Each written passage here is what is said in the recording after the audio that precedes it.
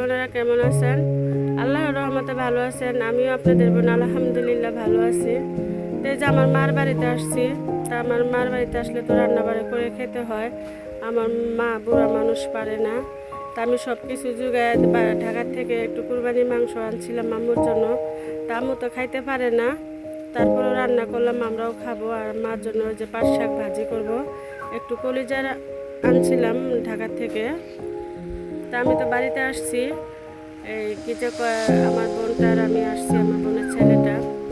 তো বাড়িতে আয়সা তো আলাদাভাবে রান্না করে খেতে হয়।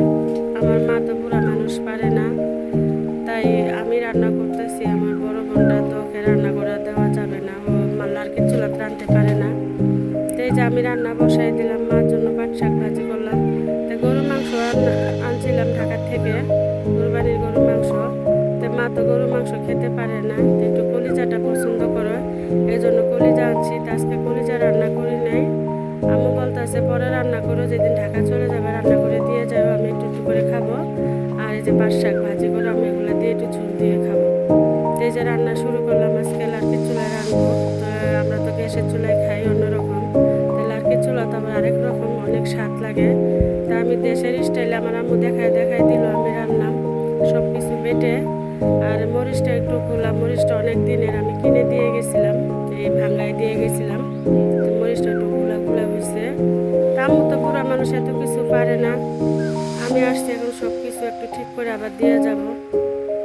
তে আমার বোনটা বলতেছে যে কি যে কয়টা একটু মাংস বেশি করে রান্না কর, আমার চাস্তো ভাইরা আসছে ঢাকা থেকে, ওদেরকে একটু দিব না, খাবে না মুড়ি দিয়ে।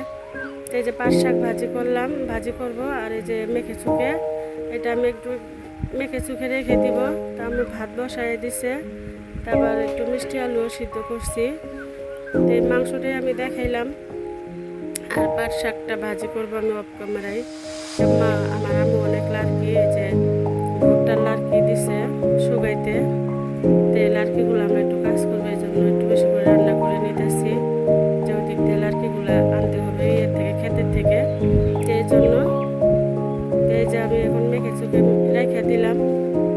যে চা খেয়ে নিয়েছি, খেয়ে এখন রান্নার প্রস্তুতি নিতেছি। তা আমার চাস্তো ভাই বড়টা বলতেছে, যাবো তোমার হাতের আম ভর্তা তো দাদির মতো স্বাদ লাগে, তো তুমি পোলে আম ভর্তা বানাও। তো আমার আরেক চাস্তো বোন, ও আম বড় বড় করে কেটে নিচ্ছে। তা আমি বললাম যে এইভাবে কাটছো কেন, আমি রান্নাটা করেই আসতাম। তো অনেক গরম, গরমের জন্য সবাই অস্থির হয়ে গেছে। তা আমরা চাস্তো ভাই বোন মিলে, ফুফাতো ভাই বোন মিলে 20-30 জন হবে, ছোট বাচ্চাও আছে। তা আমার চাচা আবার চাচি ধান সিদ্ধ করছে, তো ওইখানে বসে খায় ভর্তা বানাইতেছে। তা আমগুলা পাড়া দেখাইতে পারি নাই, তো নেক্সট টাইমে দেখাবো। তো আমার চাচার কাছে আমগুলা পাড়ানো হয়েছে, আমাদের গাছের আমগুলো একটু পোকা পোকা হয়, এই জন্য পারে নাই। তা আমি বলতেছি আজকে ঠিক আছে, তুমি যখন কেটে ফেলছো তো কাটো, আমি আবার কালকে আবার ভর্তা বানিয়ে দেখাবো না। তো তারপর আমাকে টেনে নিয়ে গেছে। তা আম্মু আবার রান্না করতেছে, তা আমার বোন ভিডিও করতেছে, আমি আবার ওদিক দিয়ে আম ভর্তার ওদিকে চলে গেছি। তো এই যে আমার আম্মুও রান্না করতেছে, আমিও রান্না করতেছি লার্কির চুলায়। এই যেটা আমার আম্মু, সবাই আমার আম্মুর জন্য দোয়া করবেন। আমার আম্মু এমনি একটু কামনে কম শোনে, আর হাত পা অনেক কাঁপে, ঠিক মতো কাজ করতে পারে না। তো সবার কাছে আমি দোয়া চাই আমার মার জন্য। আমার দুঃখিনী মা, মার কেউ নেই, আমরা দুই বোন ছাড়া, আর উপরে আল্লাহ ছাড়া আর আপনারা ছাড়া। তো সবাই দোয়া করবেন আমার মার জন্য। এই যে আমার মা রান্না করতেছে, তা আমি আবার ভিডিও করলাম। মা বলতেছে তুই এরকম কেন ভিডিও করলি আমাকে, আমি একটু তোমারে দেখাইলাম, তোমার তো চেহারা দেখাই নেই, শুধু হাতটা দেখাইলাম। তো এই যে একটু লড়া দিতেছে আবার আপনাদেরকে দেখানোর জন্য। তো এই যে গরুর মাংসটা অনেক মজা হয়েছিল, কি বলবো। আমার চাস্তো বোন আসছে, আবার মুড়ি দিয়েও মেখেও খাইছি। তো এই যে আম ভর্তাটা টেনে নিয়ে গেছে আমাকে, যে বুবু তুমি বানাও। তা আমি হালকা একটু চিনি দিয়ে, টক ঝাল মিষ্টি আম তো, আর গাছের আম এত মজা হয়েছে, পাকা আমগুলো পাইরা দিছি। তা আমি যাই অবশ্য পাকা আমগুলো পারছি, ওরা ঢাকায় নিয়ে আসবে, আমি বললাম 2-3টা দিয়ে আরও মজা লাগবে। তে আমি বসে বলতেছে সবাই, যাপো তুমি বানাও, আমরা তোমার ভিডিও করে দিব। তো সবাইকে বললাম কচু পাতা তুইলান, এটা আমার চাস্তো ভাই, এটাই বড়। তে আমার বোন ওখানে বসে আছে। তো এই ভাই ভাইটা আবার আমার চাচাতো বোনের জামাই, উনি আবার এই যে অ্যাক্সিডেন্ট করেই হয়েছে, প্যারালাইসিস হয়ে আছে, যেটা বসে আছে। এটা আমার চাচাই, যেটা আমার ফুপু, এটাও প্যারালাইসিস হয়ে আছে। এই যে আমার চাচাতো ভাইটা, এটা অনেক পছন্দ আমার ভাই। আমার দুঃখ সুখ এই ভাইয়ের কাছে আমি শেয়ার করি। ও অনেক ভালো। আমার অনেকগুলো চাচাতো ভাই বোন, কিন্তু ওর সাথেই আমি সব কিছু শেয়ার করি। ওর মন মানে অনেক ভালো। তার এক চাচাতো ভাই এসে আবার, এটা আবার সবার ছোট, ও দুষ্টুমি করে বলতেছে, তুমি আম ভর্তা দিবা না? আমি বলছি, তুই লাস্টে আসছো, হুজুর মানুষ, তুই পরে নে, সবাইকে দিয়ে নে। এই যেটা আমার চাচাতো ভাইয়ের বউ, আরেকটা আসছে আমার ফুফাতো ভাইয়ের বউ। এগুলো আমার ভাতিজি, বোনের ছেলে, মেয়ে, সবাইকে কচু পাতায় দিলাম। এই যে আমার এই ভাইটা দেখেন থাপা দিয়ে নিয়ে দৌড় দিবে। তো ও আবার একটু অসুস্থতা করে, হুজুর হলে কি হবে, অনেক ভালো, মন মানে ভালো অনেক। তো এই যেটা আমার ফুফাতো ভাইয়ের বউ, ওকেও দিলাম। তো ও বলতেছে আমাকে দিবি না, নিয়ে দৌড় দিছে।